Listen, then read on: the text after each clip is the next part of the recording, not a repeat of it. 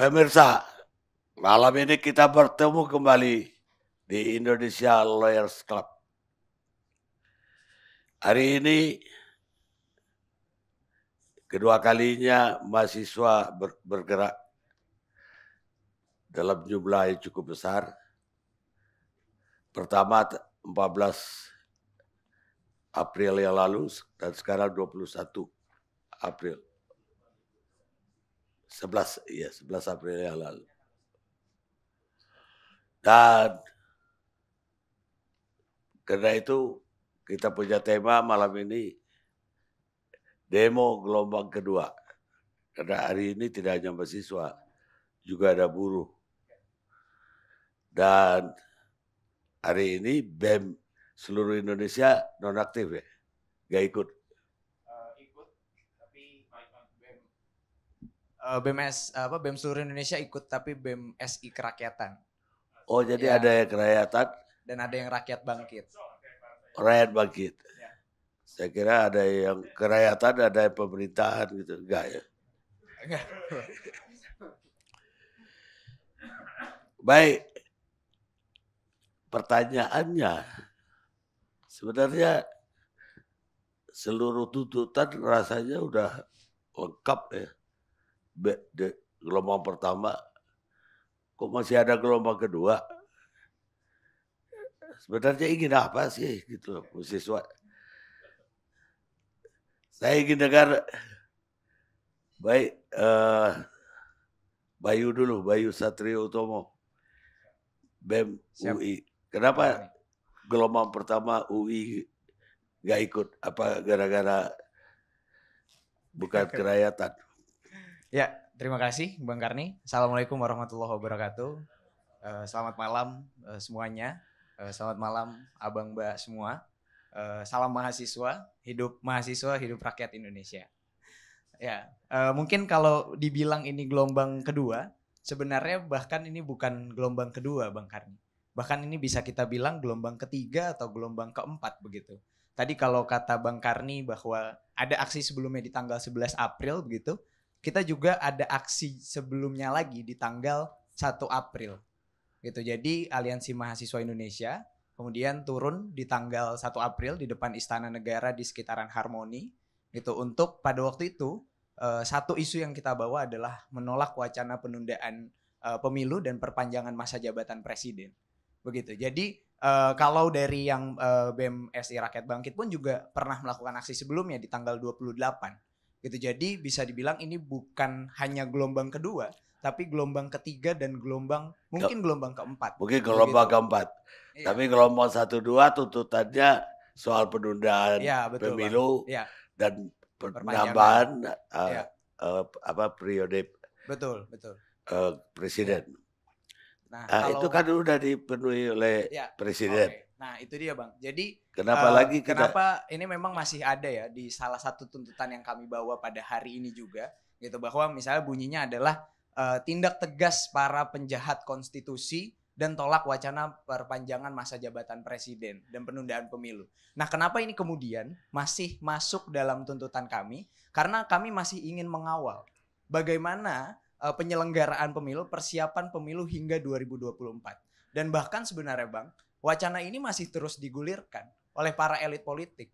Bahkan saat misalnya Bapak Luhut Binsar Panjaitan ke UI, itu masih mengatakan bahwa memiliki big data yang dimana masyarakat di bawah katanya setuju dengan penundaan pemilu. Itu setelah aksi 11 April, setelah rapat kabinet di 10 April yang dilaksanakan di hari Minggu itu, yang dilaksanakan secara mendadak itu. Gitu. Lalu di tanggal 12 saat Bapak Luhut Binsar Panjaitan ke UI masih ternyata menggulirkan wacana itu dan tidak berani membuka big data yang kemudian kami tuntut dalam aksi simbolik mengibarkan bendera kuning di Universitas Indonesia sebagai simbol matinya demokrasi di UI dan Indonesia. Nah mungkin kalau di UI kita juga ada masalah internal begitu terkait dengan statuta UI.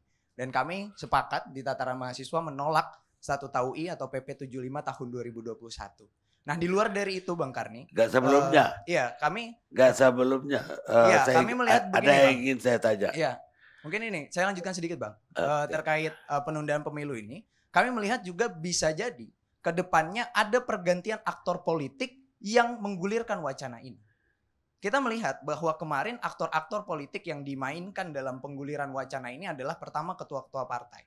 Lalu yang kedua beberapa menteri atau pembantu presiden gitu. Nah, ini masih banyak aktor-aktor politik lainnya yang kemungkinan karena wacana ini masih terus digulirkan menjadi wacana yang masih menarik bagi mereka.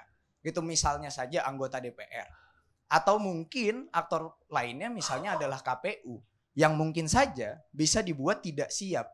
Begitu, karena banyak sekali mekanisme di KPU yang kemungkinan pun akan menjadi satu hambatan jika pemilu akan dilaksanakan di 2024. Jadi itu kami melihat dan kami ingin terus mengawal terkait dengan wacana penundaan pemilu dan perpanjangan masa jabatan presiden karena ini wacana yang secara tegas mengkhianati konstitusi kita. Ya, tapi dengan penegasan presiden saya percaya banget sama presiden. Apa Anda ragu? Nah, sayangnya kami tidak sepercaya itu dengan presiden. Gitu, karena ya presiden selalu menggulirkan wacana-wacana dan omongan-omongan yang tidak pasti begitu. Jadi ya kalau kita ingat dari mulai wali kota tidak ingin menjadi gubernur, saat dari gubernur tidak ingin menjadi presiden, begitu kan. Terus lalu saat jadi presiden katanya tidak ingin perpanjangan. Nah, ini kan akhirnya ada hal-hal yang kita tidak percaya gitu. Lalu juga misalnya di janji kampanye ingin memperkuat KPK tapi ternyata malah melemahkan KPK gitu. Lalu juga misalnya terkait dengan kesejahteraan masyarakat tetapi malah mengesahkan undang-undang Omnibus Law Cipta Kerja yang dimana akan terus menyengsarakan rakyat dan kemudian juga membuat keuntungan para oligarki ini semakin luas melalui Omnibus Law Cipta Kerja. Seperti itu. Jadi kalau Bang Karni sangat percaya dengan presiden, kami mahasiswa cukup ragu dan bahkan tidak percaya dengan presiden.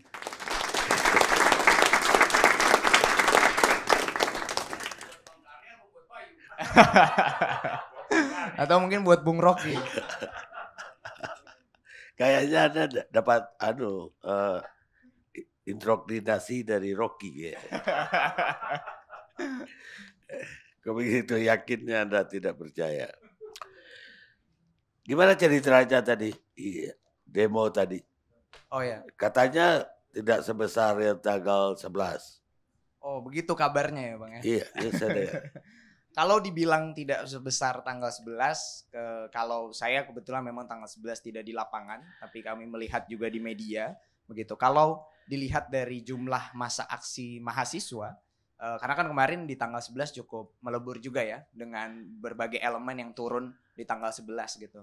Kalau di elemen mahasiswa, ya mungkin tidak berbeda jauh, bahkan hari ini saya bisa bilang lebih banyak dari elemen mahasiswa yang turun di depan istana, gitu. Karena kami tergabung dalam Aliansi Mahasiswa Indonesia yang di dalamnya kalau di awal pembentukannya itu hampir sekitar 100 ketua lembaga masuk ke dalam aliansi ini. Lalu juga saat didata di beberapa konsolidasi kita pernah menyentuh sampai angka 40 kampus gitu. Yang di dalamnya juga ada beberapa aliansi juga gitu. Seperti misalnya BMSI Kerakyatan itu. BMSI Kerakyatan memiliki sekitar 130 kampus gitu. Jadi ya ini memang aksi yang kita adakan gitu hari ini untuk kemudian juga memperingati Hari Kartini dengan 7 tuntutan yang kita bawa. Ya sebenarnya bentuk ketidakpercayaan kita, bentuk protes kita terhadap negara yang telah gagal mensejahterakan masyarakat Indonesia. Apa beda tuntutan Anda dengan tuntutan dari BEM SI yang lalu? Kalau misalnya beda, mungkin saya juga tidak hafal dengan tuntutan dari BEM SI yang di tanggal 11 kemarin 11, karena yang saya tahu juga ada perubahan tuntutan gitu dari yang saya lupa juga ada perubahan titik aksi begitu. Tapi dari yang tuntutan yang kami bawa itu adalah hasil dari pemerasan terhadap isu 19 inventarisasi isu yang kami juga sudah bahas bersama oleh beberapa rekan-rekan dari buruh begitu lalu di Kongres Rakyat gitu yang kita menghasilkan 19 inventarisasi isu yang kemudian kami turunkan menjadi 7 tuntutan. Mungkin kalau saya bisa sedikit bacakan. Yang pertama itu adalah tindak tegas para penjahat konstitusi dan tolak wacana penundaan pemilu dan perpanjangan masa jabatan presiden. Lalu yang kedua, turunkan harga kebutuhan pokok dan atasi ketimpangan ekonomi. Lalu yang ketiga, menindak tegas segala tindakan represif terhadap masyarakat sipil dengan mekanisme yang ketat dan tidak diskriminatif. Lalu yang keempat, wujudkan pendidikan yang ilmiah, gratis dan demokratis. Yang kelima, sahkan RUU Pro Rakyat dan tolak RUU Pro Oligarki. Yang keenam, wujudkan reforma agraria sejati. Dan yang ketujuh, tuntaskan seluruh pelanggaran hak asasi manusia. Itu 7 tuntutan.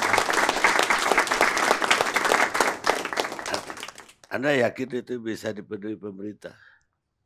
Ya, ini adalah tuntutan yang menurut kami ideal. Jadi kami sampaikan kepada pemerintah dan kami juga, walaupun tadi kami tidak bertemu dengan pemerintah, tapi kami hadir di sini, kami juga tadi melaksanakan konferensi pers untuk kita mengabarkan pada Indonesia, kita mengabarkan pada dunia bahwa ini tuntutan mahasiswa kepada pemerintah yang saat ini gagal mensejahterakan masyarakat Indonesia. Jadi Anda anggap pemerintah sekarang gagal mensejahterakan masyarakat? Ya, begitu kami anggap. Dan kalau tuntutan itu dipenuhi semua, masyarakat akan sejahtera.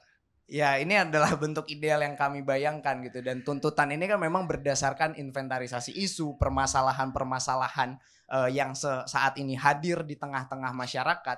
Dan pemerintah itu harus andil dan negara harus hadir dalam permasalahan yang hari ini terjadi di tengah-tengah masyarakat. Mungkin Saudara Fauzan Raisal Masri, Presiden Mahasiswa Trisakti atau Universitas Trisakti. Ya, ada yang mau ditambahkan? Baik, Pak Karni. Bismillahirrahmanirrahim. Assalamualaikum warahmatullahi wabarakatuh. Waalaikumsalam. Shalom, Om Swastiastu, Namo Buddhaya, salam kebajikan, salam sejahtera dan juga salam mahasiswa buat kita. Hidup mahasiswa, hidup rakyat Indonesia, hidup perempuan yang melawan. Nanti mungkin izin ditambahkan juga oleh ada Wakil Presiden Mahasiswa Trisakti juga, Bang. Kami ingin sampaikan yang pertama bahwasanya hari ini mahasiswa turun kembali ke jalan. Saya ingin sampaikan positioning Trisakti itu sendiri. Bahwasanya kami tidak tergabung ke dalam BEMSI Kerakyatan. Kami tidak tergabung ke dalam BEMSI Rakyat Bangkit. Dan kita tidak tergabung ke dalam aliansi manapun. Hanya saja hari ini kami membuktikan mahasiswa Indonesia bisa turun ke jalan. Beberapa puluh kampus tadi hadir di depan istana. Dan kami masih sampaikan hari ini untuk kami menghimpun juga seluruh mahasiswa-mahasiswa di Indonesia untuk kita bisa bertemu di satu titik yang sama dalam pergerakan yang bersama-sama kita memperjuangkan masalah kerakyatan. Hari ini kami turun aksi, Bang Karni dan teman-teman semuanya, itu ada beberapa tuntutan. Mungkin tadi sudah disampaikan oleh Pres Bayu dari UI sebelumnya, bahwasanya tentang penundaan pemilu. Bahwasanya hari ini ada ketidakpercayaan begitu kepada pemimpin kita. Sehingga kita terus-menerus menyuarakan mengawal mengenai penundaan pemilu ini agar tidak terjadi. Karena awal mulanya penundaan pemilu ini bermuara dari lingkar kekuasaan itu sendiri. Bermuara dari Menteri Koordinator Pak Luhut Binsar Panjaitan, lalu Menteri Bahlil, Menteri Investasi yang juga mengatakan hal demikian. Nah, untuk itu yang kami ingin sampaikan kepada Pak Jokowi, bisa pula menindak tegas kepada menteri-menteri yang menyampaikan tentang penundaan pemilu ini. Memang Presiden Jokowi sudah sampaikan bahwasanya kepada seluruh menteri stop untuk berbicara tentang penundaan pemilu. Tapi saya rasa itu saja tidak cukup. Bagaimana upaya-upaya yang lain pun juga terjadi. Nah, sehingga tuntutan kita mahasiswa adalah bagaimana Presiden Jokowi tinggal bilang, enggak, saya tidak akan mencalonkan diri, saya tidak mau adanya penundaan periode, 3 periode begitu, atau adanya penundaan pemilu. Segampang itu. 10 detik atau 15 detik kalau kata Pak Hendro Satrio nih kalau hadir di sini nih. 15 detik buat video itu. Nah, untuk itu yang kami inginkan, adanya statement dari kekuasaan itu sendiri dari Presiden Jokowi. Nah, tuntutan kami hari ini tidak hanya terbatas tentang penundaan pemilu. Itu hanya salah satu dari tuntutan kami. Tadi sudah disampaikan juga oleh Pres Bayu. Lebih daripada itu, bagaimana hari ini kami mahasiswa, kami mewakili suara masyarakat, suara seluruh rakyat Indonesia adalah tentang bagaimana kami menjamin mengenai kami menjamin nih harga bahan pangan tetap stabil. seperti harga minyak goreng, harga BBM, harga PPN yang tidak naik begitu. Itu juga menjadi tuntutan kami kepada Presiden Jokowi. Hari ini Bang Karni, tadi saya jalan ke sini sebelum nyampe di sini, tadi mampir dulu isi bensin. Isi bensin Pertalite aja habis Bang Karni. Nah ini kan salah satu upaya Pertalite habis. Ini di Jakarta loh Bang Karni kejadiannya. Saya juga riset kepada teman-teman di daerah pun Pertalite habis. Sehingga memaksa kita untuk harus membeli Pertamax. Ketika kita membeli Pertamax dengan harga yang sudah naik nih hari ini gitu kan. Itu membuat bahan pangan pokok segala macam juga naik. Semua berimpact. Nah untuk itu kami juga minta hari ini kepada Presiden Jokowi untuk bisa mengkaji kembali mengenai kenaikan harga BBM. Selain daripada harga PPN dan sebagainya. Nah, kami menjaga juga harga bahan pangan yang stabil segala macam.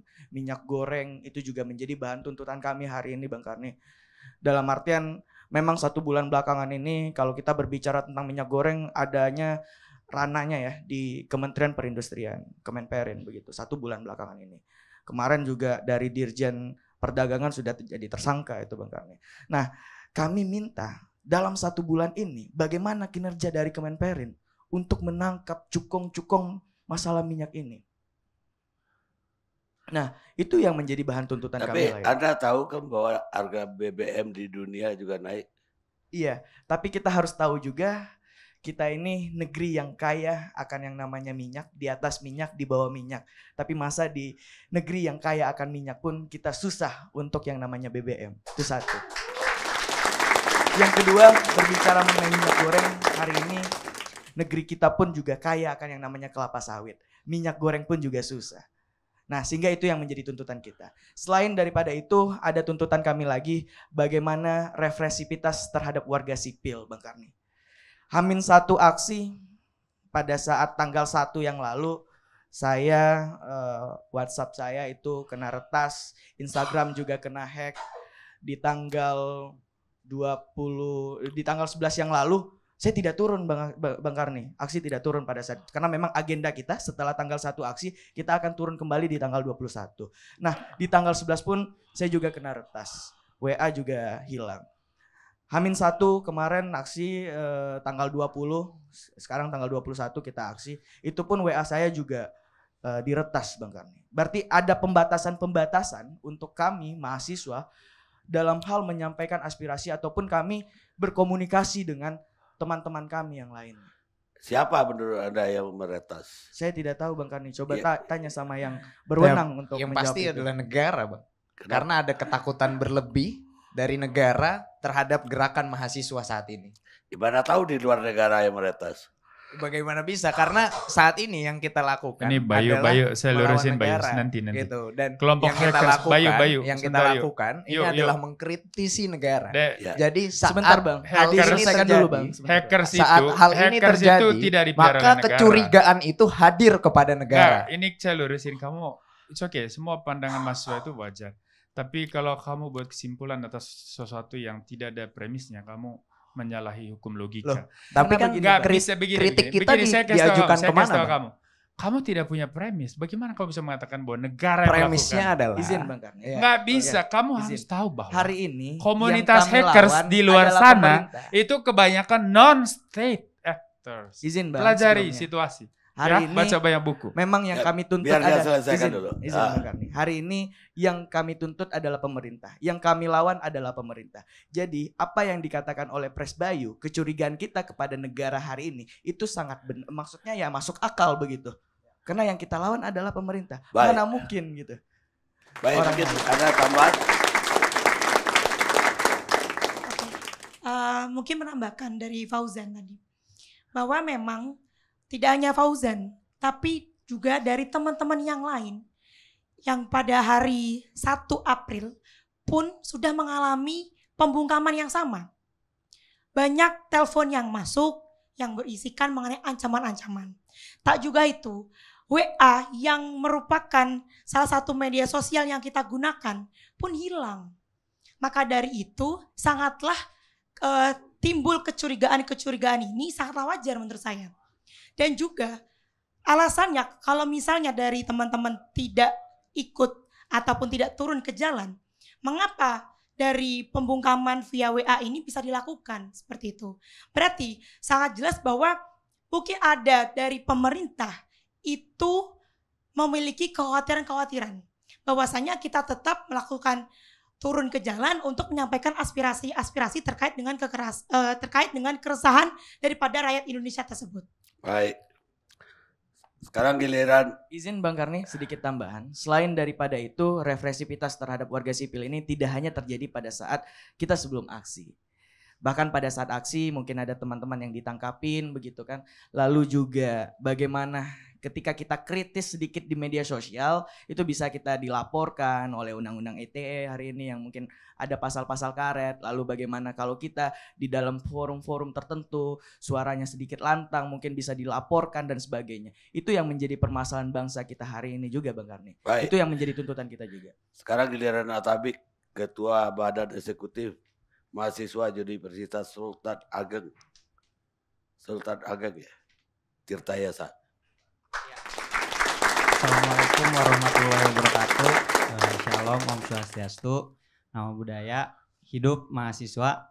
Perkenalkan, nama saya Atabik Fahmi, salah satu mahasiswa Universitas Sultan Ageng Tirtayasa di Serang, Banten. Nah, jadi melihat fenomena gerakan mahasiswa yang berjilid-jilid sampai gelombang keempat dan seterusnya.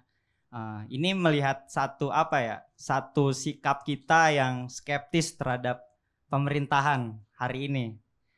Mengapa? Karena kalau kita lihat tentang perpanjangan atau penundaan pemilu hari ini, posisi kita melihat bahwa ada fenomena seperti zaman di mana watak-watak Orde Baru itu muncul gitu. Kenapa? Karena semangat kita, spirit kita ya mungkin nggak jauh beda sama spirit gerakan-gerakan pada saat reformasi 98 itu. Mengapa? Karena semangat mahasiswa dalam memperjuangkan penundaan pemilu itu bukan hanya soal kita menginginkan pemilu ini ditunda atau tidak, tapi yang kita perjuangkan adalah berkaitan dengan pembatasan kekuasaan gitu. Karena kekuasaan cenderung ingin mempertahankan kekuasaannya. Mengapa? Karena mereka punya peralatan untuk terus-terusan berkuasa seperti itu, Bung Karni. Ya, kita melihat watak pemerintah hari ini muncul satu sikap skeptis kita sebagai mahasiswa. Kenapa? Karena ide dan gagasan terkait penundaan pemilu ini muncul dari komponen kekuasaan hari ini, yaitu dari beberapa jajaran menteri di kabinet Pak Jokowi dan juga partai-partai pengusung Presiden Jokowi. Jadi kita sebagai mahasiswa wajar jika memiliki sikap skeptis kepada kekuasaan hari ini, apalagi berkaitan dengan penundaan pemilu. Yang pertama, poinnya kita juga mempertanyakan apa urgensinya adanya ide dan gagasan terkait penundaan pemilu. Kalau hari ini Presiden Jokowi mungkin sudah bersikap bahwasanya penundaan pemilu atau pemilu akan diadakan seperti itu. Tapi kan kita lihat bahwa ada banyak cara gitu untuk mensahkan atau melegitimasi adanya penundaan pemilu gitu, seperti melewati amandemen Undang-Undang NRI tahun 1945, melalui dekret presiden tentang penundaan pemilu, atau konvensi ketatanegaraan. Nah, berarti kan masih banyak cara. Kita walaupun secara statement Pak Jokowi udah melakukan statementnya, tapi masih banyak cara dan masih banyak opsi yang nantinya akan dilakukan oleh oleh aktor-aktor yang hari ini memanfaatkan momentum ini gitu. Nah, maka dari itu kami mahasiswa terus berjuang, terus menyuarakan agar apa? Agar adanya pembatasan kekuasaan yang hari ini sedang berkuasa. Dan kita akan terus memperjuangkan dan mensuarakan apa yang hari ini sesuai dengan nalar kritis kita, dengan kajian-kajian akademis kita, dengan kajian-kajian di kelas kita, melalui suara-suara di tiap-tiap sudut atau simpul-simpul kampus, melalui gerakan-gerakan mahasiswa seperti itu. Baik. Jadi ini akan ada jilid-jilid berikutnya.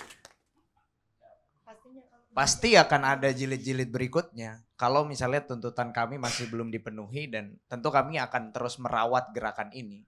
Masih banyak momentum-momentum ke depannya yang bisa kita manfaatkan untuk membangun sebuah gerakan untuk mengkritisi pemerintah dan membatasi kekuasaan. Baik. Dan mungkin akan berkali-kali lipat dibanding ini Bang Karni kalau misalkan tuntutan kita tidak diwujudkan begitu. Sekarang saya mau pindah ke Ketua Umum Kasbi, Nining Elitos. Kenapa bergabung dengan mahasiswa Kasbi? Iya, terima kasih Bang Karni. Tentu apa yang disampaikan oleh rekan-rekan mahasiswa tidak berbeda dengan situasi kondisi yang dihadapi oleh kaum buruh.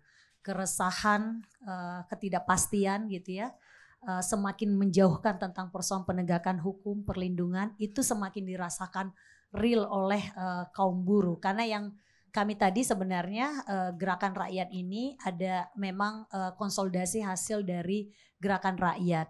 Nah, satu turun di istana, satu turun di DPR RI. Nah, kami Gerakan Buruh Bersama Rakyat dan Aliansi Mahasiswa Indonesia tadi aksinya di DPR gitu ya.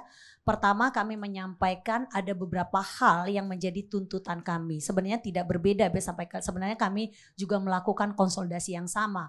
Mulai dari kaum muda, pemuda gitu ya, pelajar, mahasiswa, terus kemudian perempuan, tani dan buruh.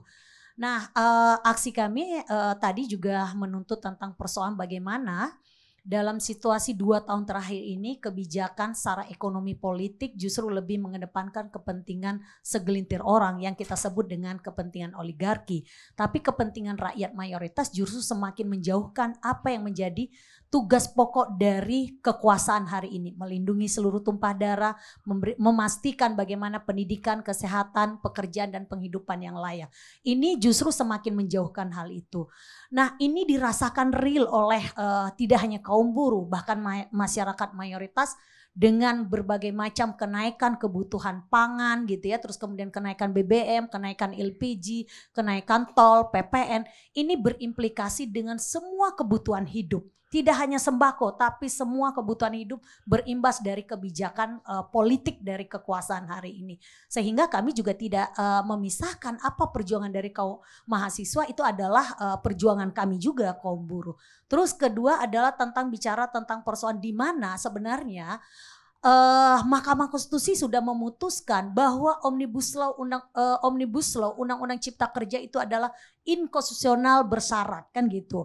Di mana seharusnya pemerintah bersama DPR melakukan perbaikan bagaimana melahirkan undang-undang yang baik. Syarat dari lahirnya undang-undang adalah harus mengacu kepada Undang-Undang 12. Walaupun sudah diperbarui gitu ya. Nah, tapi hari ini DPR justru kemudian tidak melihat bagaimana undang-undang Omnibus Law yang seharusnya diperbaiki tidak melibatkan partisipasi publik selama ini, aksesnya tidak mudah gitu ya, tertutup, ugal-ugalan, tapi justru DPR membuat revisi undang-undang pembentukan peraturan perundang-undangan. Padahal itu bukan menjadi prioritas dari kepentingan rakyat hari ini. Sehingga kami menolak tentang persoalan revisi Undang-Undang P3, mendesak mencabut Omnibus Law Undang-Undang Cipta Kerja, juga tentang persoalan kenaikan berbagai macam BBM, kebutuhan pangan gitu ya, sembako, bahkan minyak goreng. Saya habis roadshow dari Sumatera, Lampung, Sumatera Selatan, Jambi, Riau gitu ya, Mandailing, Natal, Tapsel, bahkan sampai ke Sumatera Barat. Indonesia ini adalah sumber sawit yang begitu besar. Tapi di Sumatera untuk minyak, jangankan di pulau yang dekat dengan kekuasaan ya, yang dekat dengan sumber-sumber sawit pun untuk mendapatkan minyak goreng pun juga tidak mudah. Aneh di negeri kita ini. Nah, terus kemudian kita juga mendesak bagaimana menghentikan segala tindakan represivitas terhadap gerakan rakyat. Sejak 2019 RKUHP, Undang-Undang KPK gitu ya, Omnibus Law, bahkan ribuan orang ditangkap gitu ya, mulai dari pelajar, mahasiswa, buruh yang kemudian hari ini sangat memprihatinkan dalam situasi ruang demokrasi, sehingga kenapa kami juga menjadi bagian dari bersama-sama untuk turun hari ini. Terus kemudian adalah bagaimana mendesak untuk mengadili para koruptor gitu ya, gitu, memenjarakan para koruptor, dan juga bagaimana harta kekayaannya didistribusikan untuk kepentingan rakyat. Kita bisa lihat banyak di masyarakat di daerah-daerah bahkan kesulitan untuk memberi persoalan pangannya. Tapi kita lihat berbagai macam kebijakan regulasi semakin tidak memberikan keberpihakannya terhadap rakyat. Sehingga itu menjadi desakan kita. Yang selanjutnya adalah bagaimana juga tentang persoalan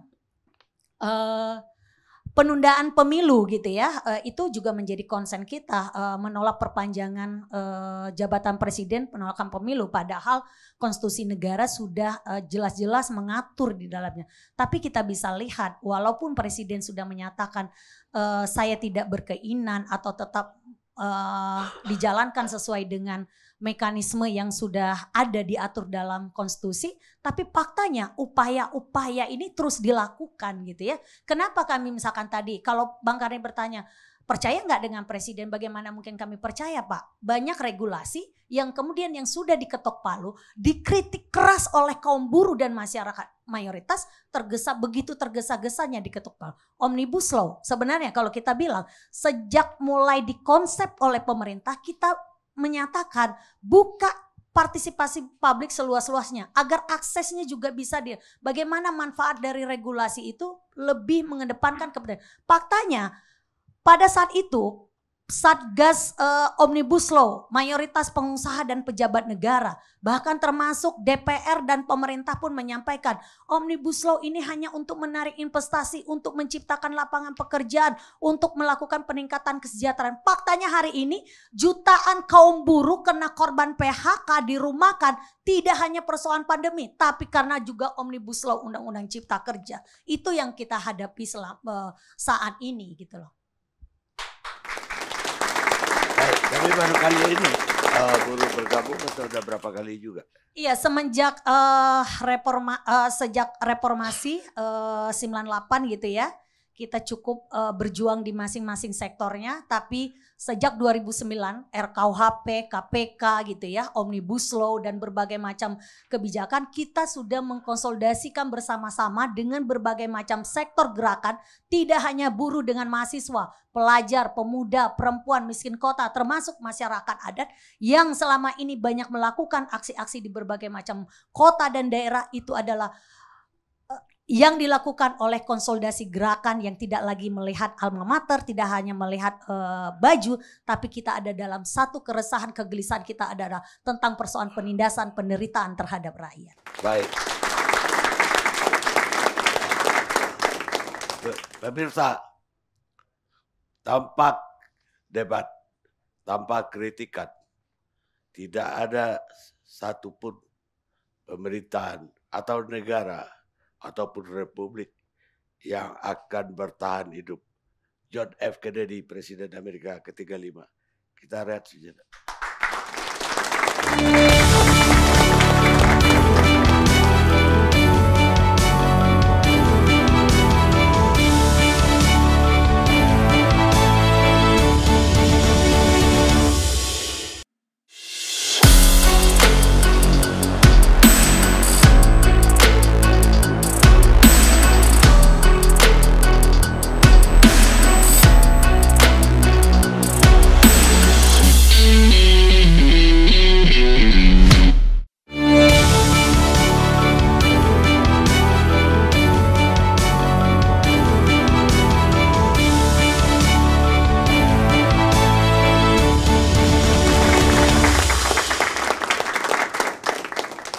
Pemirsa, kita lanjutkan diskusi kita.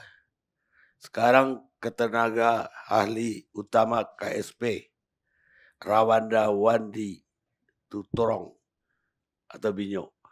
Siap Bang. Silakan. Nama kerennya. Apa ini langsung ya?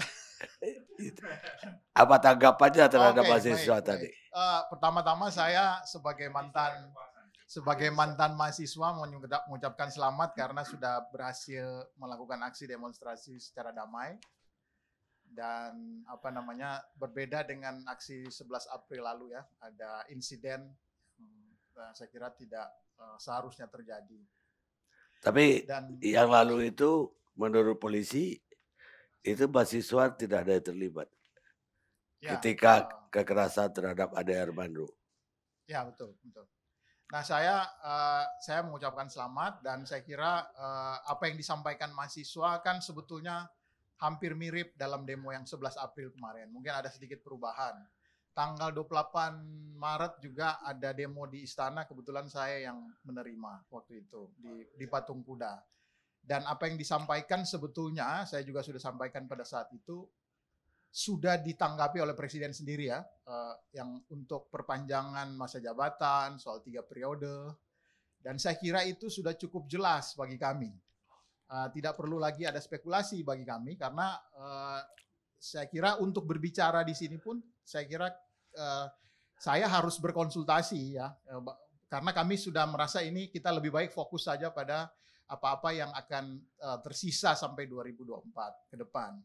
Nah, tuntutan-tuntutan yang disampaikan saya kira terkait kenaikan harga dan sebagainya tentu juga saat ini juga sedang menjadi pembicaraan, kita sedang menyiapkan respon. Teman-teman mahasiswa juga sudah tahu bahwa sudah ada BLT, ada beberapa program yang bersifat bantalan sosial yang sudah dilakukan dan akan terus dilakukan karena kita tahu bahwa situasi global saat ini ya, disampaikan Bang Karni juga bahwa terjadi ketidakpastian global yang berpengaruh pada harga-harga di mana-mana. Apalagi sekarang ada perang Rusia dan Ukraina. Oleh karena itu yang kita pikirkan sekarang adalah tentu saja bagaimana menghadapi hal tersebut, gejolak tersebut, dan bagaimana menciptakan suasana dan membuat kebijakan-kebijakan yang dapat meringankan beban masyarakat. Saya kira itu fokus pemerintahan. Dan kalau misalnya ditanya apa buktinya bahwa ini tidak akan terjadi tadi kan ada ketidakpercayaan ya. Saya kira itu ya buktinya ya nanti kan sulit kita membuktikan sekarang untuk sesuatu yang belum terjadi. Jadi di 2024 itulah nanti kita lihat buktinya. Karena kalau sudah tidak percaya kan berarti kita kasih bukti pun tetap tidak percaya kan, apalagi tidak ada bukti ya.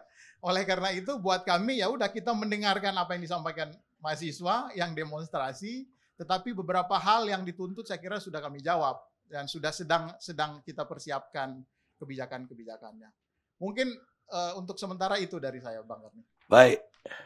Sekarang apa jawaban Usman Hamid, aktivis HAM? Oke, ya saya melihat gerakan mahasiswa. Yang pertama saya ingin bicara tentang gerakan mahasiswa. Yang kedua mungkin tentang keadaan demokrasi. Atau mungkin ditukar gitu. Sebenarnya para sarjana, para aktivis, para mahasiswa sekarang ini sedang resah dengan kondisi demokrasi. Ada 3 potret besarnya. Pertama, yang tadi disebutkan, menyempitnya ruang kebebasan. Yang kedua, absennya oposisi partai politik. Yang ketiga, mulai terganggunya sistem elektoral, sistem kepemiluan, ya, dengan wacana amandemen konstitusi, penundaan pemilu, sampai dengan rencana mengembalikan sistem pemilu dari sistem pemilu langsung ke pemilihan melalui majelis permusyawaratan rakyat seperti di era-era dulu. Nah, tapi kalau kita breakdown lagi, sebenarnya paling tidak ada 6 masalah sosial politik kita hari ini. Yang pertama memang meningkatnya penggunaan instrumen-instrumen represif terhadap kelompok-kelompok masyarakat yang kritis yang tadi disebutkan para mahasiswa. Yang kedua adalah pemusatan kembali kendali pemerintahan daerah terhadap dari daerah ke pemerintahan pusat. Ini kelihatan di Undang-Undang Cipta Kerja gitu kan. Undang-Undang Cipta Kerja menarik perizinan usaha di tingkat daerah ke tingkat lokal, mengurangi pendapatan asli daerah, menekan upah buruh, sistem kerja, jaminan sosial buruh gitu. Juga memungkinkan eksploitasi sumber daya alam yang berlebihan. Jadi ada pengusatan kembali apa yang dulu pernah diberikan kepada daerah. Bahkan di Papua sekarang ini terjadi resentralisasi politik pemerintahan gitu. Dari semula diberikan otonomi khusus, sekarang mau ditarik lagi ke Jakarta. Jakarta bikin badan khusus, lalu seenaknya membuat pemekaran wilayah, daerah otonomi baru tanpa persetujuan dari Majelis Rakyat Papua yang merupakan representasi kultural orang asli Papua. Gejayan Memanggil, salah satu elemen mahasiswa yang cukup berpengaruh di Yogyakarta, itu juga mengangkat masalah penolakan mahasiswa di Papua dan juga penolakan rakyat di Papua untuk RUU yang dianggap mereka sebagai RUU pro-oligarki gitu. RUU oligarkinya elit lokal Papua dan juga elit di tingkat nasional. Yang berikutnya adalah menurunnya kualitas partai politik. Ini sebenarnya menjelaskan kenapa ada absen kultur oposisi di dalam partai gitu ya. Kalau dulu kan beberapa gerakan mahasiswa yang tampil tahun 66, tahun 74, 78 gitu ya. Atau bahkan 98 relatif ada oposisinya di tingkat partai politik. Meskipun partai P3 dan Golkar misalnya tidak terlalu P3 dan PDI tidak terlalu kelihatan secara terbuka, secara resmi melakukan oposisi, tapi politisi-politisinya itu turun ke jalan dan bergabung dengan gerakan mahasiswa. Orang seperti Aberson Siholoho, Haryanto Taslam dan lain sebagainya itu bergabung dengan mahasiswa untuk beroposisi gitu. Jadi sekarang kualitas partai politik kita itu berkurang dalam memerankan peran-peran oposisi politik. Yang keempat, ya, konglomerasi media, oligopoli media. Gitu. Meskipun kita ada kebebasan pers, banyak sekali media-media yang sebenarnya partisan dan itu karena afiliasi bisnis atau karena afiliasi politik yang dimiliki oleh para pemilik-pemilik media itu. Yang berikutnya saya kira soal kurangnya penegakan hukum dan ini akibat dari pelemahan institusi-institusi akuntabilitas seperti KPK misalnya gitu. KPK yang dijanjikan oleh Pak Jokowi diperkuat 10 kali, ternyata malah dilemahkan berkali-kali gitu ya. Nah ini yang saya kira jadi soal dan yang terakhir barangkali polarisasi sosial. Polarisasi sosial sampai tahun 2018 memperlihatkan dan membuat banyak sekali analisis tentang demokrasi di Indonesia skeptik terhadap gerakan demokrasi di Indonesia, terhadap gerakan sosial di Indonesia, terhadap gerakan mahasiswa di Indonesia. Mereka menganggap mobilisasi massa di Indonesia hanya bisa dilakukan dengan sentimen-sentimen primordial seperti demo menentang Ahok itu, demo 212 dan seterusnya gitu, membawa isu-isu agama, membawa isu-isu etnisitas. Nah, gerakan mahasiswa hari ini menurut saya tampil ke depan memperlihatkan bahwa gerakan sosial di Indonesia masih ada dan tidak terjebak ke dalam politik etnisitas atau politik primordialisme agama gitu. Saya kira itu plus buat gerakan mahasiswa gitu. Dan jauh lebih penting dari itu adalah saya melihat gerakan mahasiswa hari ini itu mengembangkan liberalisasi politik yang dilakukan oleh gerakan reformasi tahun 98 bukan hanya untuk meminimalkan peran kekuasaan negara dengan menjamin kebebasan individu, tetapi juga untuk mengusung apa yang mereka sebut sebagai agenda-agenda kerakyatan. Makanya BEM SI-nya menyebut dirinya sebagai BEM SI kerakyatan dan ini kelihatan dari tuntutan-tuntutan mereka. Jadi bukan hanya membela sistem demokrasi liberal seperti pemilihan langsung ya dan seterusnya, tetapi juga membawa agenda-agenda reforma agraria, meminta pendidikan gratis atau misalnya meningkatkan upah buruh gitu. Jadi ada banyak agenda-agenda sosial demokrasi, agenda-agenda sosial yang sebenarnya sangat penting dan hilang di dalam proses demokrasi selama 20 tahun. Jadi saya kira ini satu capaian besar dari gerakan sosial di Indonesia dan karena itu A+ buat para mahasiswa untuk bergerak. Saya melihatnya gitu, Pak Karni. Baik. Pemirsa, demokrasi itu adalah tentang dialog. Protes adalah tentang memulai dialog itu. Dan kebebasan berbicara adalah tentang menghormati dialog tersebut. Ankit Misra, penulis berkebangsaan India. Kita rehat sejenak.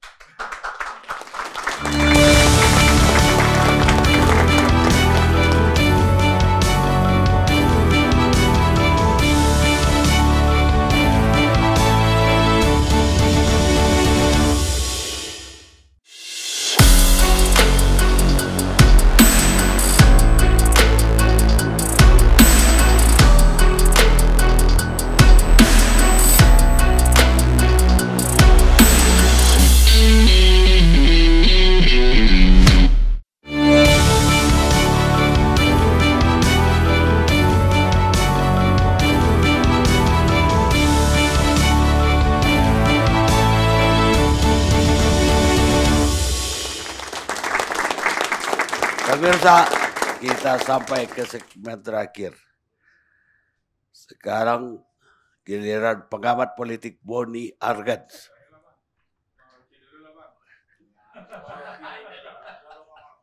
Habis ada baru Rocky, habis itu Nusron.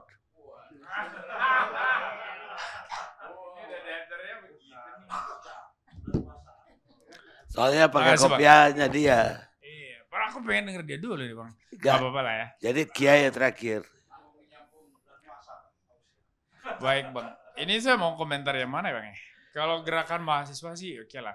Tadi malam juga di TV One kita, kemarin malam di TV One juga kita diskusi ini. Sama siapa itu BEM SI, siapa Kaurudin.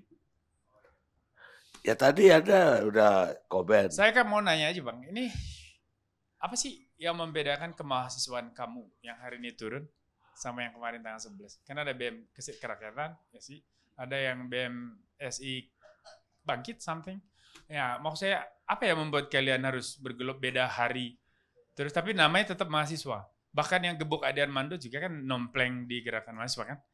Nah, ini apa sih sebenarnya yang membuat kemahasiswaan kalian itu berbeda sehingga harus hadir di hari yang berbeda dengan kelompok yang berbeda. Kamu bilang kami nggak turun tanggal 11. Dia bilang kami tidak mau berafiliasi dengan BMSI ya kan? Aku mau nanya itu dulu Bang, baru aku ngomong gitu loh Bang. Iya. Ya. Ini kan 2022 ya. Agak beda lah kayaknya. Jadi hostnya ya Bang. Rasanya itu sudah dijawab di LC kemarin. Waktu itu. Ya. Nah iya tapi intinya sebenarnya dari perbedaan-perbedaan itu menurut saya biasa. Gitu. Kenapa? Karena memang kita biasa berbeda. Bahkan sebenarnya slogan kita Bhinneka Tunggal Ika. Berbeda tapi tetap satu jua. Yes, betul. Gitu. Cuman jadi, aku agak resah. Sebenarnya tidak perlu dipermasalahkan perbedaan-perbedaan itu. Karena kita tetap satu tujuan, kita tetap satu jua, kita saling menguatkan, kita juga menyerang satu pihak yang sama yaitu pemerintah. Sekarang saya lanjutkan. Mungkin tambahan sedikit. Sebentar, kamu tambahin nanti ya. Di situ persis saya menemukan ada satu ruang di mana kamu tidak hadir. Yaitu ketika kamu mengatakan bahwa perbedaan itu tidak perlu dipersoalkan. Tapi disitulah esensinya. Karena kamu membawa nama yang namanya student movement. Itu satu kategori dalam social movement. Karena gerakan sosial, buruh. Itu kan gerakan sosial itu macam-macam tuh. Gerakan buruh, gerakan mahasiswa, macam-macam. Nah ketika you memakai jubah gerakan mahasiswa tetapi you terpecah-pecah. You mengalami pengelompokan. Pertanyaan saya lah, apa sih yang membuat kalian beda dengan partai politik yang juga pecah-pecah karena kepentingan? Karena begini. Coba jelasin ke saya, apa yang membedakan kamu dengan partai politik yang memang mengejar kekuasaan dan terpecah-pecah gitu loh. Karena begini Bang, di tanggal 28 aksi, lalu di tanggal 1 aksi, di tanggal 11 aksi, hari ini aksi di tanggal 21. Ini menandakan bahwasanya kami mahasiswa saling melengkapi begitu. Intinya aksi yang pertama, aksi kedua, aksi ketiga begitu. Karena gini Bang, hari ini dari aksi pertama pun walaupun mungkin tidak banyak yang hadir segala macam, lalu aksi kedua, aksi ketiga, aksi keempat, ada beberapa yang hadir, ada beberapa yang tidak. Tapi kan tidak terjawab semua tuntutannya. Tapi ada kawan saya bilang begini, mahasiswa hari ini itu tidak punya soliditas. Kesatuannya itu hilang. Terpecah-pecah karena apakah jaringan alumninya yang kemudian berafiliasi ke partai politik. Misalnya, ya silakan nanti kamu bantah. Ini kan satu pandangan. Nah sebenarnya saya agak resahnya begini. Oh ini jangan-jangan kalian sedang menyeret gerakan mahasiswa yang sangat-sangat mulia itu ke jurang kehancuran. Maka ini harus menjadi seperti itu Bang. Justru ini hari harus ini menjadi refleksi bersama. Nih, saya harus sampaikan menjadi tadi, refleksi ya adik-adik kalian semua. Karena demokrasi tidak akan hidup tanpa kalian juga ada kan. Tanpa gerakan macam ini. Tapi kalau gerakan macam ini dinodai dan dileburin oleh praktek yang tidak mulia, ini yang menjadi korban itu masa depan, bukan cuma hari ini. Selamatkan masa depan lah. Jadi benahi hari ini. Maka teman-teman tadi saya tanyakan, apa sih yang membuat kemahasiswaan kalian itu berbeda? Apakah kepentingannya? Atau apanya? Gini Bang, silakan. kalau Abang tanya boleh gak yang Kartini, Ibu Kartini yang jawab, boleh gak? Dikit. Tadi kalau Abang tanya apa bedanya kita dengan partai politik, ya sekarang kita pro rakyat, partai politik pro oligarki gitu Bang. Itu bedanya dari gerakan mahasiswa dan dari partai politik. Gitu. Jadi lalu tadi Bang Usman juga sudah gerakan, mengapresiasi gerakan kita saat ini. Gitu, dan perbedaan itu menurut saya biasa. Dan tadi kalau misalnya Abang bilang ini perbedaan apa alumni atau golongan dan lain sebagainya, saya kira tidak gitu. Karena kenapa? Kami ini di mahasiswa, politik yang kami mainkan adalah politik yang paling ideal Gitu. Maka dari itu tuntutan serta harapan kami adalah juga yang paling ideal yang seharusnya dilakukan oleh negara. Seperti itu, Pak. Saya bertanya begini adik-adik, karena saya juga bekas aktivis mahasiswa, kami semua. Cuman kan zaman kami beda ya, kita selalu mengedepankan juga itu kemampuan analisis. Ya intellectual capabilities kamu itu harus benar-benar, sehingga ketika you turun ke jalan, you mau beradu argumen dengan lawmakers yang ada di Senayan, atau mereka yang duduk di istana, you nggak akan pernah mundur selangkah pun karena you juga kuat di berpikir, benar kan? Nah makanya kemarin waktu Kahar, saya nggak banyak komen, saya nggak mau komen Kahar kemarin di TV, karena dia bilang bahwa zaman Soeharto itu lebih sejahtera dari zaman sekarang. Kahar kan belum jadi benih pun belum kan ya zaman itu ya, karena belum lahir dan seterusnya.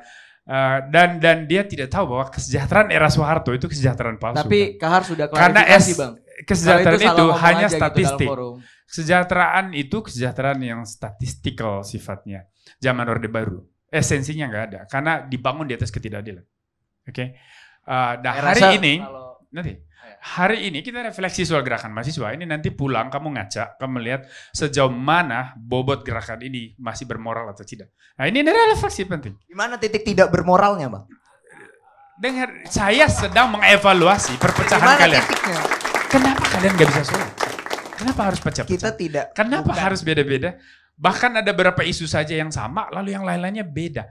Apakah memang mahasiswa ini bacaannya berbeda, atau jangan-jangan udah kurang baca kita nih? Nah ini refleksi. Banyak juga dosen, saya dosen. Banyak dosen juga kurang baca deh, tenang aja. Jadi bukan cuma kamu yang kurang baca. Saya berhenti dulu lah bertanya ke kalian ya nanti. Saya mau komentar tadi pernyataan soal wacana apa itu 3 periode apa. Tadi nama Pak Luhut disebut. Saya agak bingung yang begini. Saya coba mengambil di posisi netral lah. Kan pasal 28 konstitusi mengatur soal kebebasan berpendapat. Kalau di sebelah orang boleh berpesta dengan slogan ganti presiden, turunkan Jokowi. Kenapa di sini orang nggak boleh sih bernyanyi dengan diskursus begini Bang? Dengan diskursus 3 periode. Kan itu narasi.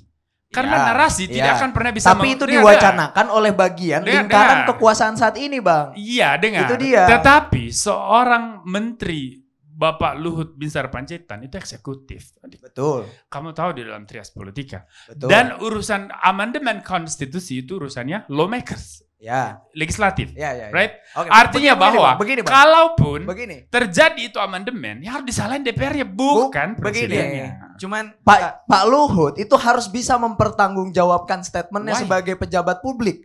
Itu diatur dalam Undang-Undang Keterbukaan Informasi Publik. Gitu, bahwa pejabat publik harus bisa mempertanggungjawabkan informasinya. Dan Pak Luhut menyampaikan memiliki big data. Iya. Saya paham. Pak Luhut menyampaikan memiliki big data, bahkan saat kita bertemu langsung menyampaikan gitu bahwa dia emang saya punya big data gitu. Baik. 110 juta penundaan pemilu gitu. Tapi apa hak saya untuk kemudian men-share big data itu kepada kamu? Itu sudah diatur dalam undang-undang.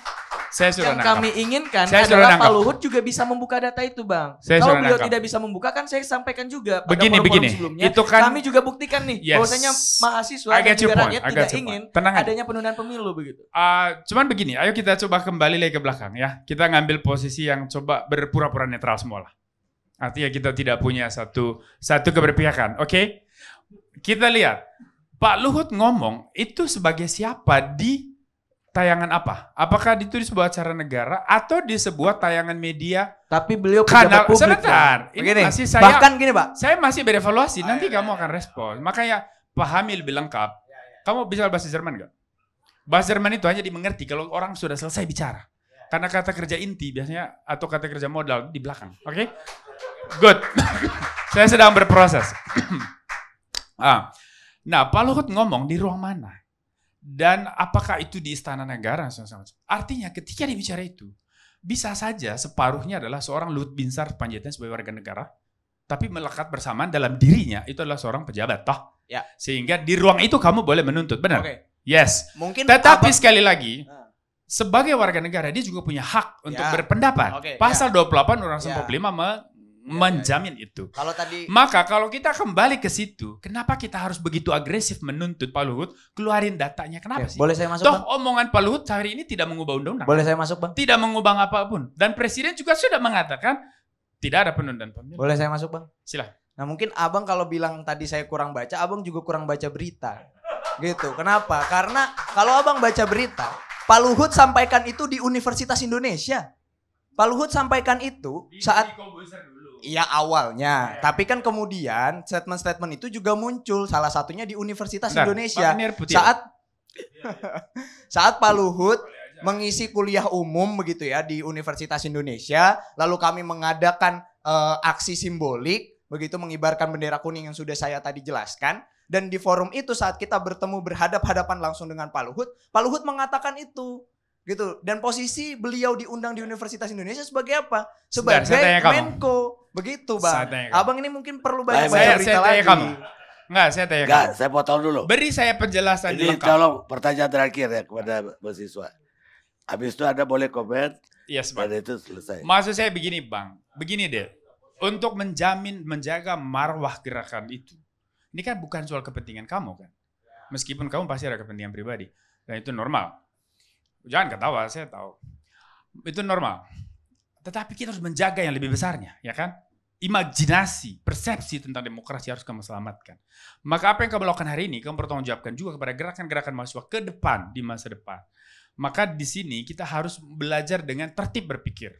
Ya, pertanyaannya adalah kenapa orang begitu agresif menyerang Pak Luhut soal big data?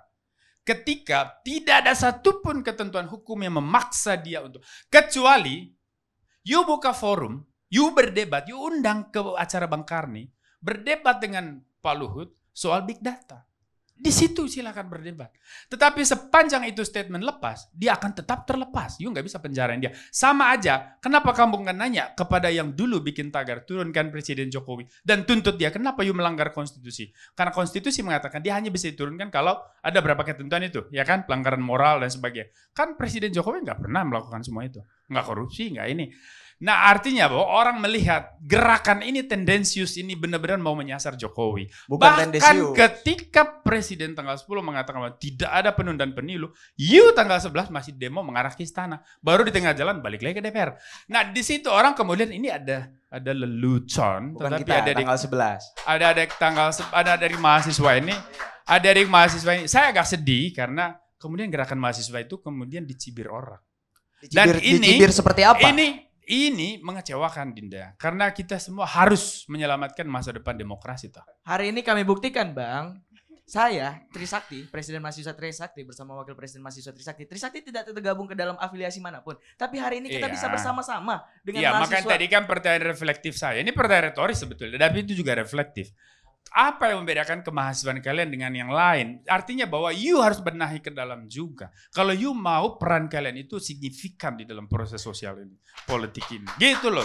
Dan mungkin nanti akan ada satu titik di mana kami bertemu semuanya, Bang. Baik. Ya, setelah tamat dan masuk Golkar gitu. Atau partai apa? Partai B, jangan partai C. skeptis seperti itu. Misalnya, tujuan kami tidak ke sana. Misalnya. Gitu. Kalau tadi Abang bilang mana apa yang mengatur ya. Tadi Undang-Undang Keterbukaan Informasi Publik itu mengatur Bang untuk pejabat publik membuka informasi yang disampaikan. Simple. Ya, tapi kan dalam kapasitas apa dia bicara deh? Jadi kamu dalam kapasitas Menko Marves hadir di Universitas Indonesia. Bentar dulu. Yang kedua, ini ketika you bicara soal gerakan, you kan bicara soal mewakili masyarakat kan? Yes. Disitulah peran gerakan mahasiswa sebagai agensi moral kan? Oke. Nah saya tanya sama kamu, radikalisme terorisme itu problem gak buat Indonesia? Yes. Kenapa gerakan mahasiswa atau kalian tidak berteriak kencang? Turun. Ketika banyak itu terjadi persekusi terhadap orang-orang Syiah, persekusi terhadap minoritas, persekusi terhadap mereka yang berbeda haluan dengan kelompok-kelompok mainstream yang di kanan-kanan itu. Ya inilah yang tadi dibilang Bang Usman, kalau gerakan cenderung primordial beginilah ujungnya. That's why makanya saya bilang gerakan mahasiswa ini kalau mau pulihkan kembali marwahnya, you harus terlibat di segala situasi krisis. Sekarang terjadi krisis ideologi. Sekarang terjadi krisis ideologi. Ya, karena masuknya ideologi transnasional yang merusak demokrasi. You juga harus berdiri di garis depan, standing at the frontier line. Kalau enggak, orang akan pikir, you antek-anteknya orang politik. Ya ini kita nggak mau kalian dicuriga begitu, ya kan? Thank you. Waktu Anda habis. Sekarang giliran Rocky Gerung.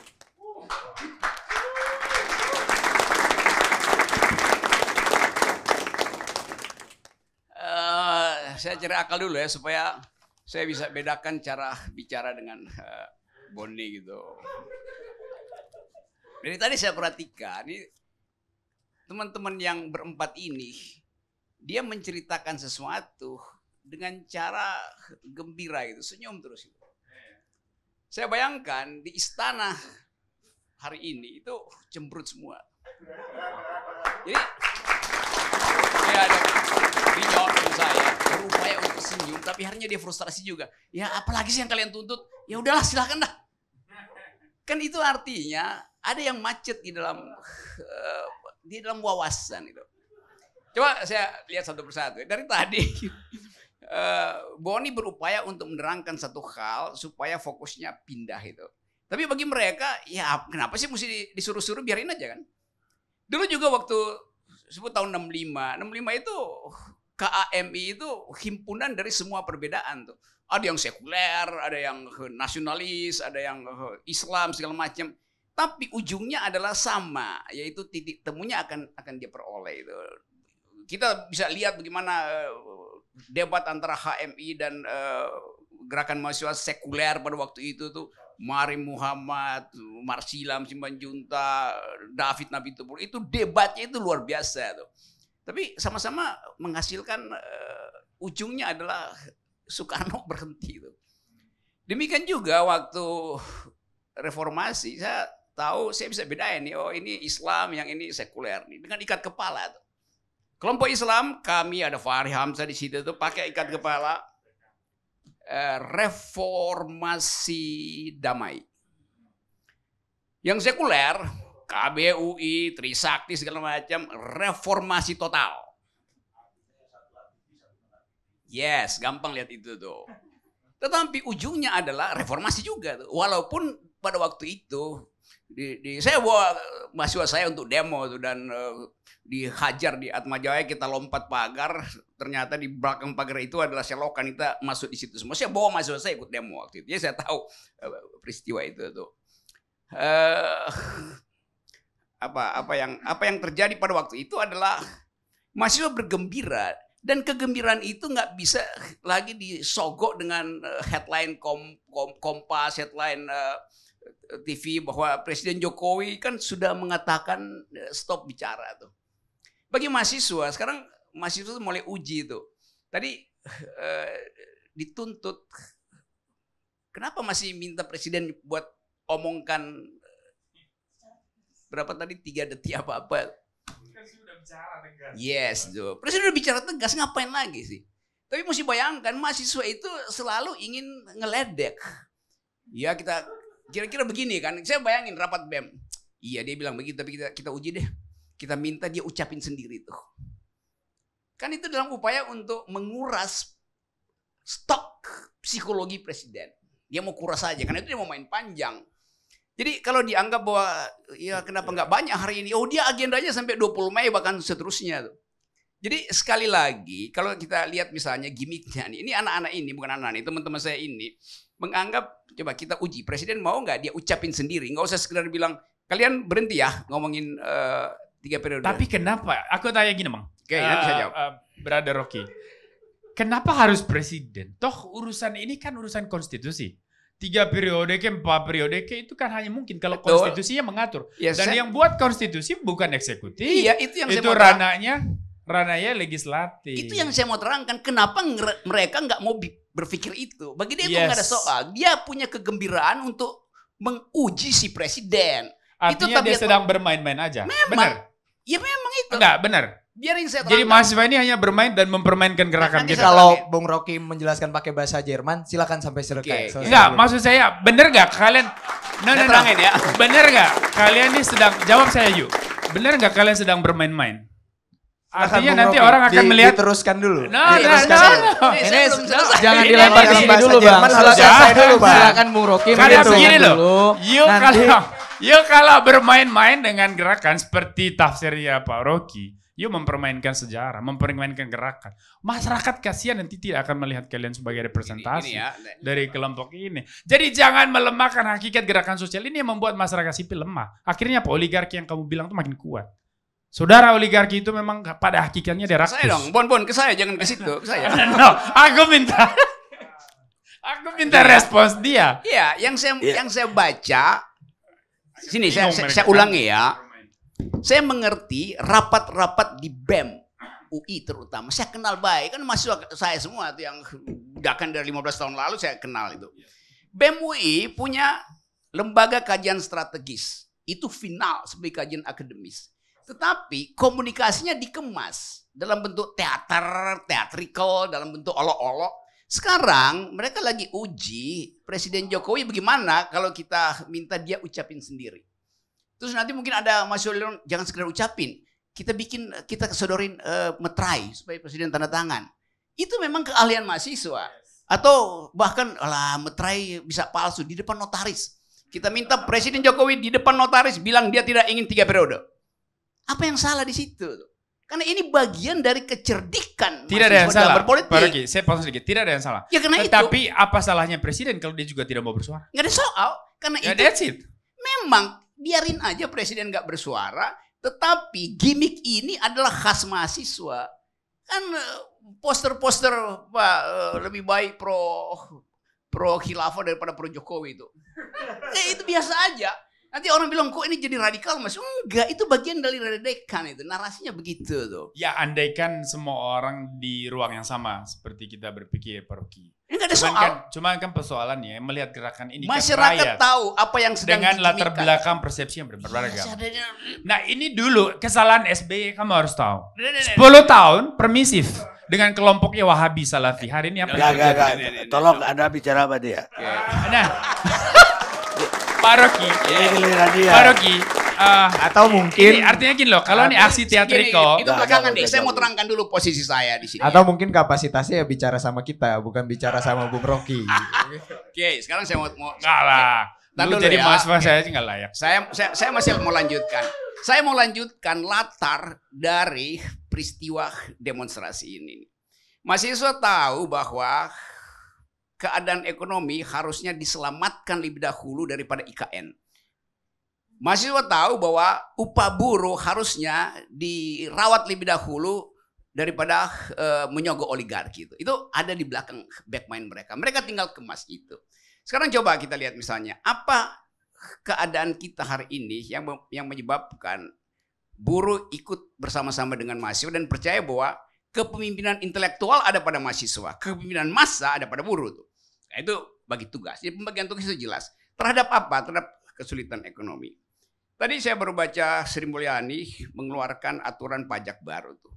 Bahkan pajak terhadap tempurung kelapa. Bayangkan. Batok kelapa. Artinya batok kelapa itu bernilai, maka dipajakin. Komoditas. Betul.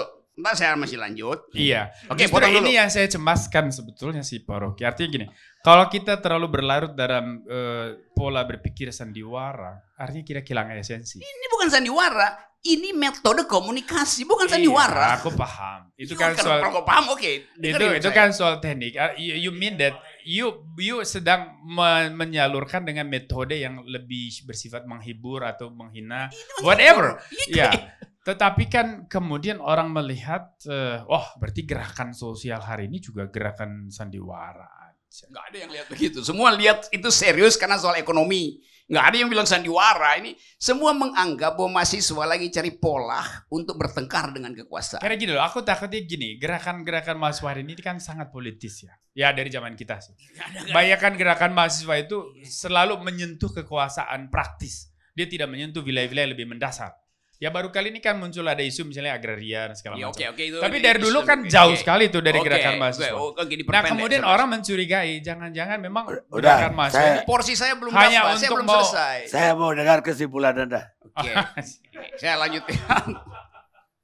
Jadi kalau ditanya misalnya, tadi kita mau berupaya paham ini gerakannya sampai kemana itu. Pasti ujungnya Anda penasaran gitu. Jadi mahasiswa juga tahu. Kalian penasaran, biarin kami manfaatkan kepenasaran kalian sebagai bagian dari permainan kami itu. Kata permainan tuh, political game atau political gimmick, biarin soal itu. Jadi yang jelas, pertama-tama yang mesti kita lihat bahwa ini hari 21 April, banyak orang mengatakan masih mending peringati Hari Kartini. Loh, ini bagian dari peringatan Hari Kartini. Karena Kartini lah yang mengajarkan emansipasi gitu.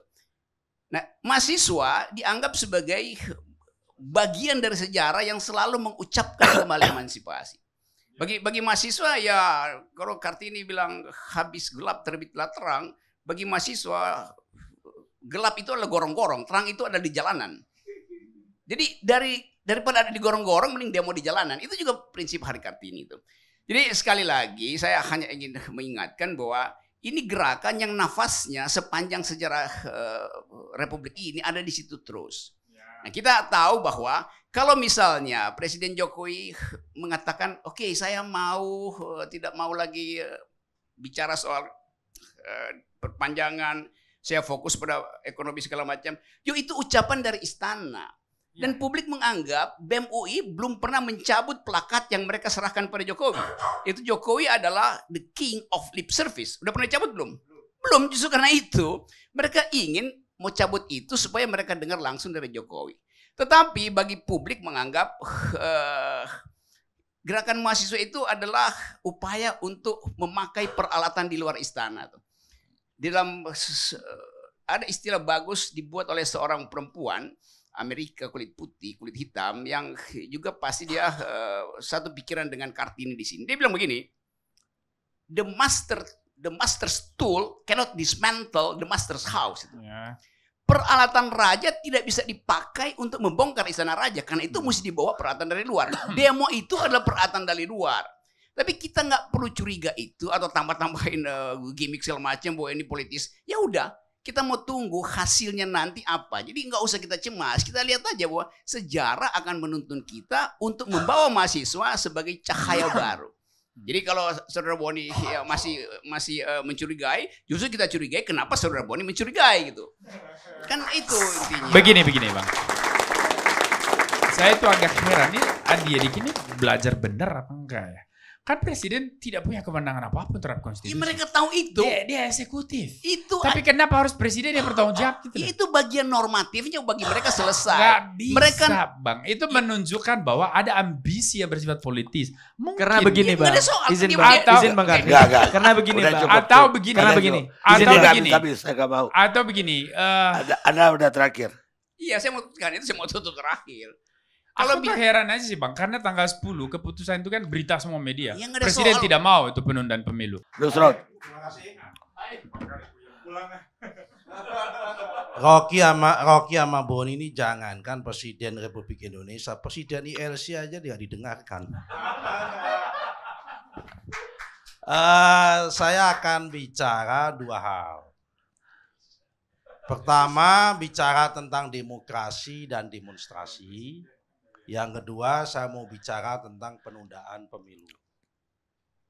Soal responnya Rocky kayak gimana, Osman kayak gimana, mahasiswa gimana, ini pendapat saya, suka-suka saya begitu. Saya pikir pasca reformasi hari ini, represi masyarakat sipil itu sudah mulai tensinya menurun dibanding pada masa-masa sebelumnya. Apalagi kalau kemudian secara jujur kita kaitan dengan demokrasi. Kalau kemudian kita mengkritisi ada ruang demokrasi yang menyempit, tidak mungkin ada demonstrasi sampai berjilid-jilid yang diakui oleh para mahasiswa. Tanggal 28, tanggal 1, tanggal 11, tanggal 21, mungkin tanggal 28 agak libur. 28 pasti akan libur karena menjelang Idul Fitri begitu. Dan sebagai May Day, satu anu sebentar lagi, 2 hari lagi Idul Fitri mungkin juga dipertimbangkan lagi. Ada juga mungkin sekarang halal bihalal atau menjelang Idul Fitri, persiapan takbiran May Day-nya sekalian mungkin bisa jadi. Tapi menurut saya ini adalah fenomena bahwa memang ruang demokrasi itu sebetulnya tidak menyempit. Bahkan makin melebar menurut saya, perspektif saya. Hanya memang ada satu kata kunci tadi yang disampaikan oleh Osman. Memang absennya oposisi di partai politik. Di DPR ini ada 9 fraksi. 7 partai itu menjadi pendukung pemerintah. Dan 2 fraksi itu meskipun tidak menjadi pendukung pemerintah, beberapa agenda-agenda pun cenderung selalu ikut dengan pemerintah. Nah, ini apakah kemudian salah? Nggak ada yang salah, karena memang ini konstruksi yang terjadi hari ini. Tinggal bagaimana para aktivis demokrasi itu menciptakan ruang kreativitas, menciptakan yang disebut dengan oposisi alternatif. Nah, oposisi alternatif kan contohnya Karni Ilyas ini menjadi oposisi alternatif. Ya nggak apa-apa, itu boleh. Dan sekarang pesannya adalah kita tantang adik-adik mahasiswa ini menjadikan dirinya menjadi permanen oposisi alternatif. Jangan hanya masuk ketika isu-isu yang sifatnya sporadis. Boleh saya masuk, Bang? Harus konsisten dan Iya, soal masuk nggak masuk ngomongnya ke sana, jangan Oh, boleh, Bang. boleh apa enggak gitu. Nggak, biarin dia selesai Oh, dulu. selesaikan dulu. Oke. Soal masuk nggak masuk, saya kan ada ngomong saya nggak pernah menyetop loh. Ya kan? Nah sekarang begini ya, karena ciptakan ini kita sama-sama berkreatif, karena kami di DPR ini juga butuh oposisi. Jangan dipikir kita-kita yang menjadi aktor politik ini nggak butuh adanya oposisi, butuh. Kenapa? Karena bisa menjadi sparring partner. Kita jadi tahu apa sisi ruang kosong yang kemudian perlu direnungkan oleh pendukung pemerintah. Yang kemudian ruang kosong itu diisi. Jadi kemudian jangan juga yang namanya oposisi itu sunatullah. Kalau kita bicara bulan puasa ini, itu keniscayaan. Jangan kemudian oposisi itu dianggap hero atau berlebihan, nggak ada, biasa. Karena itu saya tidak setuju dengan dua istilah yang muncul dari Rocky sama muncul dari Bayu ya, dari Bayu, bahwa seakan-akan ada hero dan yang berlebihan bahwa kami karena demonstrasi ini yang kami lawan adalah pemerintah, maka kami diretas HP saya misal begitu. Itu dianggap sebagai represi. Nah, ini kayak saya perlu masuk, Bang. Nah, saya ini pendukung pemerintah. HP saya itu juga diretas berkali-kali. Nah, coba ingat deh hari ini. Ruang publik yang punya hak yang bisa meretas suatu HP itu tidak semata-mata state aparatus. Tapi semua orang pun sekarang itu bisa melakukan untuk itu. Begini. Jadi oposisi kemudian demonstrasi juga nggak saya maknai untuk belajar menentang kekuasaan sudah disampaikan oleh Rocky, enggak juga. Ini biasa menurut saya. Memang habitusnya mahasiswa memang begitu. Adalah ada ruang kosong tentang oposisi diisi dan itu bagus. Bukan berarti kemudian kita a priori, partai politik a priori dan sebagainya, enggak. Memang ini ruang demokrasi yang kemudian diisi dan itulah menandakan bahwa demokrasi kita berjalan. Terus kemudian ruang sempitnya ada di mana penyempitannya itu?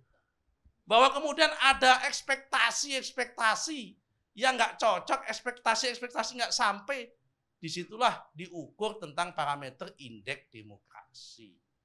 Nah, indeks demokrasi itu ada yang puas, ada yang tidak, ratingnya tinggi atau ratingnya rendah.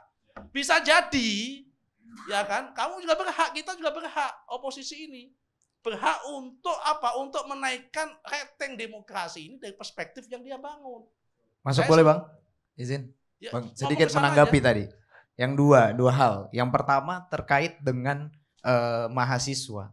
Saat misalnya Abang meragukan mahasiswa sekarang akan menjadi gerakan oposisi, yang memang kami sampaikan bahwa kami berkomitmen untuk menghadirkan politik alternatif untuk melawan oligarki. Lu yang meragukan. Karena meragukan ya tadi Abang bilang, saya justru malah bahwa mendorong kok. Iya, mendorong kan. Justru saya ingin menghadirkan bahwa nah, kenapa kami ingin juga menjadi politik alternatif? Saya justru senang kalau ada lahirnya oposisi permanen yang alternatif. Ya maka dari itu saya bilang karena bahwa itu kami berkomitmen. Anda datang setiap isu, jangan hanya sporadis. Iya, maka dari itu kami berkomitmen untuk terus menggulirkan politik alternatif. Karena menurut Fedi Hadis itu adalah satu-satunya cara untuk melawan oligarki. Bagus. Begitu. Lalu yang kedua terkait dengan peretasan. Itu begini, kamu terkait dengan peretasan. Tapi konsisten. Oke, terkait dengan peretasan. Yang pertama, kalau misalnya ini tidak dilakukan oleh negara, kenapa yang diretas para aktivis-aktivis, ketua-ketua lembaga yang akan menggulirkan aksi di hari H+1 gitu. Ya. Jadi misalnya WhatsApp saya diretas sebagai ketua BEM UI, lalu WhatsApp Pres Fauzan diretas sebagai presiden mahasiswa Trisakti, lalu WhatsApp dari Abdul diretas sebagai koordinator pusat BEMSI Kerakyatan, lalu juga WhatsApp Yusuf diretas sebagai koordinator wilayah Jabodetabek Banten. Nah ini yang diretas kemudian adalah para ketua-ketua lembaga, Bang. Ada mau jawab? Untuk apa juga dijawab? Kok saya tanya, ini kan hanya asumsi-asumsi bahwa seakan-akan aku ini orang hebat, kemudian saya diretas. Berarti aku hebat juga dong, aku berkali-kali diretas. Sudahlah, ini soal retas-meretas ini gak usah dijadikan sebuah fenomena Tapi dan ini gejala. berkaitan dengan data pribadi kami. Karena Bang. apa? Karena saya Semua juga, kita alami deh. kita semua pernah jadi korban. Ini era hari ini terlalu banyak orang kanibal yang punya bisa melakukan itu. Jangan kemudian kita secara spontan berasosiasi bahwa ini pasti negara ini. Berarti aku juga bisa ngomong, ini berarti saya negara juga ini. Nggak mungkin KPK. Kan atau siapa begitu. Yang melakukan itu dan sebagainya kayak gitu. Baik. Enggak, sebenarnya ini kita kembalikan sih. Saya masih satu hal Bang, belum saya selesaikan. Soal penundaan pemilu. Mungkin yang retas HTI atau FPI kayaknya. Bisa jadi gitu kan. Ya. Artinya kan tidak hanya negara yang bisa melakukan itu. Yes, ada banyak. Tapi kalau tentang Itu mahasiswa akun- pasti negara. Ya kan. Pak Gus Nusran, Ya, itu makanya akun belum apa tentu itu? juga lah Rocky. Jangan semua. Tapi faktanya Nah, yang terakhir. Jangan bicara semua ruang ngomong. demokrasi memang realitanya terjadi penyempitan. Kenapa? Misalkan setiap ada aksi-aksi kritikan kita berbagai macam kebijakan, kita sering ditekan kemudian agar tidak turun ke jalan, agar bahkan sampai ke rumah-rumah, bahkan ke tempat kerja kawan-kawan itu didatangi kan gitu. Nah itu bentuk kenapa kita menyatakan hari ini siapa, ruang Mbak? demokrasi.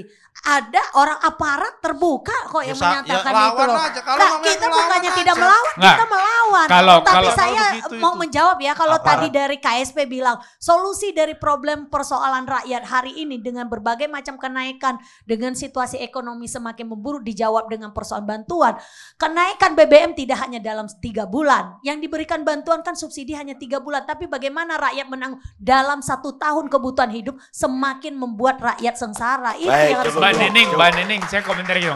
Aku pikir gini, kalau datangnya aparat itu persuasif dalam konteks pendekatan ya baik-baik, saya kira nggak masalah. Kan tugasnya keamanan. Tapi faktanya Bang, mahasiswa pelajar ketika di stasiun-stasiun ditangkap, diperiksa, digeledah, dibawa ke tempat-tempat yang kemudian Karena ada yang bawa batu, Oh Mbak enggak Nining. juga, kita Itu boleh kemarin- bahkan banyak juga nggak membawa apa-apa. Ada- Tadi anggota saya 3 ada yang orang digebuk. ditangkap di stasiun, Saya ditaruh di baru pengadilan hari misalkan. Kita ketemu ALC yang akan datang.